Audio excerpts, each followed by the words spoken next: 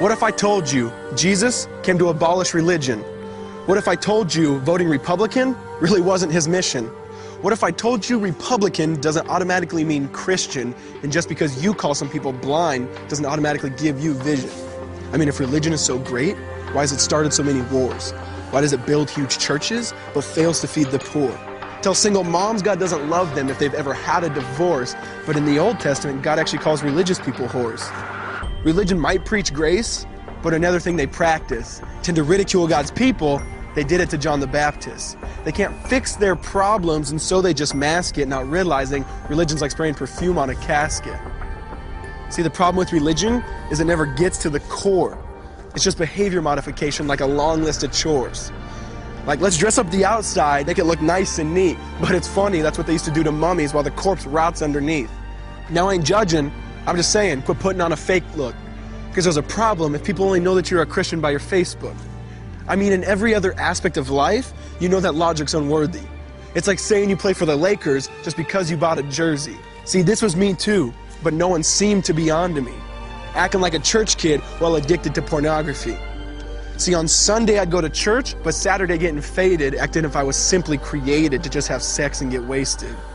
See, I spent my whole life building this facade of neatness, but now that I know Jesus, I boast in my weakness.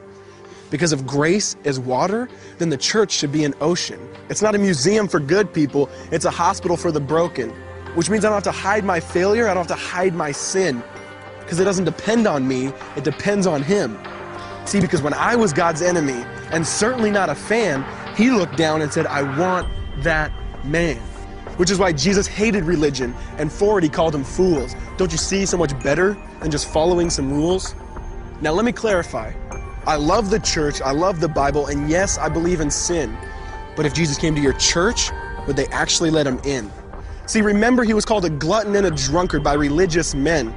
But the Son of God never supports self-righteousness, not now, not then. Now back to the point, one thing is vital to mention. How Jesus and religion are on opposite spectrums. See, one's the work of God, but one's a man-made invention. See, one is the cure, but the other's the infection. See, because religion says do, Jesus says done. Religion says slave, Jesus says son. Religion puts you in bondage, while Jesus sets you free. Religion makes you blind, but Jesus makes you see. And that's why religion and Jesus are two different clans. Religion is man searching for God. Christianity is God searching for man. Which is why salvation is freely mine, and forgiveness is my own. Not based on my merits, but Jesus' obedience alone. Because He took the crown of thorns and the blood dripped down His face. He took what we all deserved. I guess that's why you call it grace. And while being murdered, He yelled, Father, forgive them. They know not what they do. Because when He was dangling on that cross, He was thinking of you. And He absorbed all your sin, and He buried it in the tomb, which is why I'm kneeling at the cross saying, come on, there's room. So for religion, no, I hate it. In fact, I literally resent it. Because when Jesus said, it is finished, I believe He meant it.